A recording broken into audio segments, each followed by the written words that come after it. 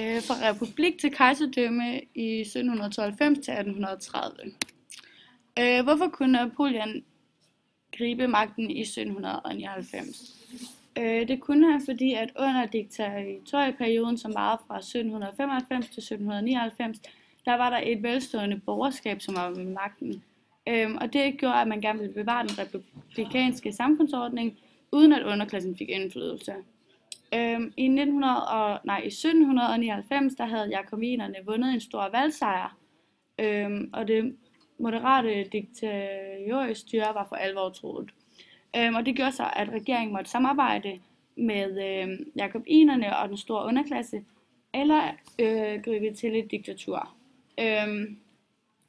De moderate republikanere frygtede, at man kunne komme til at genopleve en ny rædselsperiode, og det gjorde så, at sammen med de ledende kræfter i diktaturregeringen tog Napoleon magten ved et militærkup den 9. november i 1799, og Frankrig havde fået en militær diktator.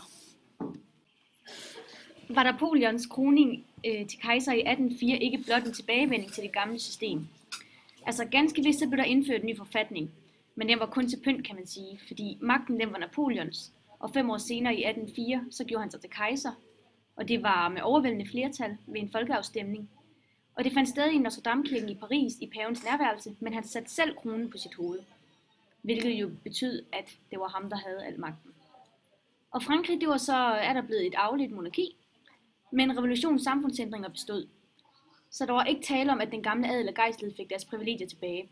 Og ligheden for loven og afskaffelse af standsopdelingen blev grundpiller i samfundsordenen.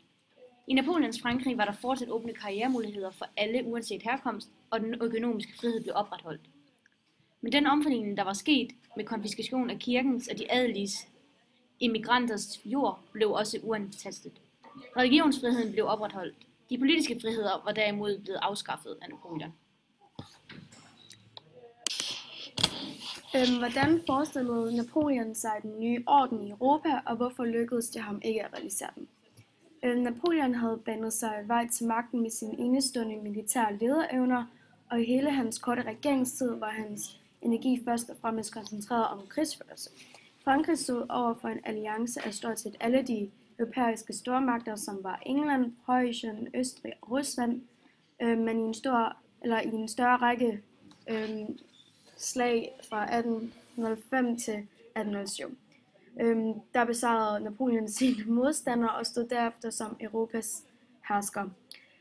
Østrig, Preussen og Rusland blev så tvunget ind i en alliance med Frankrig rettet mod England, men de var meget upålidelige allierede, der kun blev holdt på plads af Frankrigs militære styrke.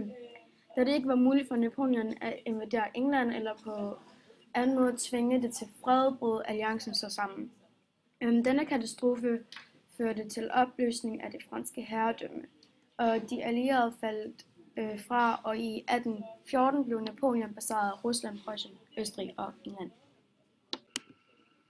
Revolutionens yderligeregående liberale idéer udløste en konservativ reaktion, hvor i består konservatismens